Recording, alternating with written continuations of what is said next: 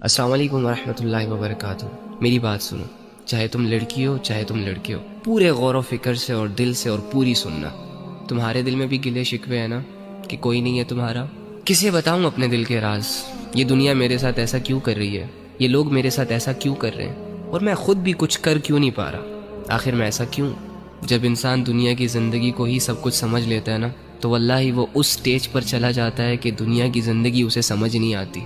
Any how, تو ایک کام کر، آج رات جب سب سو جائے نا تو چھپکے سے اٹھنا، کسی کو کانوں کان خبر نہیں ہونی چاہیے، اور سب سے الگ تھلگ ہو کر جانماز پکڑ، بچھا اور اس پر کھڑا ہو جا، ہاتھ باندھ، آنکھیں بند کر، امیجن کر کہ تیرا رب تیرے سامنے کھڑا ہے، وہ رب جس کا تو بندہ ہے، اور اسے اپنا سب کچھ مان، اور یہ تصور کر کہ آج میں اپنے رب کو اپنی حالت دکھانے آیا ہوں، آج میں اپنے رب سے اس دنیا کی شکایتیں کرنے آیا ہوں، آج میں اپنے رب سے دل کے راز بیان کرنے آیا ہوں۔ 2 رکعت نفل نماز پڑھ، اور نماز پڑھنے کے بعد جھولی پھیلا دے، ہاتھ اٹھا دے، بچھا دے خود کو، اور دل کی گہرائیوں سے پکار اپنے اس رب کو جو تیرے دل کے حال کو جانتا ہے، جو تب بھی تیرے ساتھ تھا جب دنیا تیرے ساتھ نہیں تھی، جو تب بھی تیرے ساتھ تھا جب دنیا تجھے جانتی نہیں تھی، اور جو آج بھی تیرے ساتھ ہے۔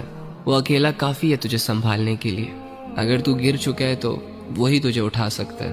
اس یقین، اس امید، اس تصور کے ساتھ اپنا حال دل اپنے رب کو سنا۔ ایک آنسو کا قطرہ نکل آیا نا، یا تیری آنکھیں صرف نم ہو گئی، یا چلو اگر تمہیں صرف اتنا احساس ہو گیا کہ میں اللہ کے سامنے بیٹھا ہوں، میں اللہ ہی سے بات کر رہا ہوں، یقین کر کے اٹھنا کہ تیرا رب تجھ سے راضی ہے۔ اللہ کے سامنے کھڑے وہی ہوتے ہیں جن کو اللہ کی ضرورت ہوتی ہے۔ تو اللہ کے بندو، آپ کے مسئلے کس نے حل کرنے ہیں؟ عاملوں نے؟ کالے جادو والوں نے؟ کس نے کرنے آپ کے مسئلے حل؟ اللہ نے کرنے ہیں نا۔ تو اللہ کہاں ہے؟ ایکچولی میں آئی ڈونٹ نو وائی ہمارا یہ مائنڈ سیٹ بنا ہوا ہے کہ اللہ کچھ اسپیسیفک جگہوں میں پایا جاتا ہے، اور اللہ رب العزت کی جو مغفرت کے فیصلے ہوتے ہیں وہ نیک لوگوں کے لیے ہوتے ہیں، یا اللہ رب العزت جن لوگوں کی دعائیں قبول کرتا ہے وہ بہت نیک ہوتے ہیں، لمبے لمبے سجدے اور پاک صاف رہنے والے ہوتے ہیں۔ ہاں ٹھیک ہے، ان کا اپنا درجہ ہے، لیکن اس کا یہ مطلب بھی تو نہیں ہے نا کہ ایک عام انسان اللہ تک پہنچ نہ سکے، ایک عام انسان اپنے دل کی بات اللہ کو نہ کہہ سکے، اور اللہ رب العزت کو اپنی طرف متوجہ نہ کر سکے۔ وہ کہتے ہیں کہ کوئی کعبے سے خالی ہاتھ لوٹ آیا تو کوئی گھر بیٹھے خدا کو پا گیا۔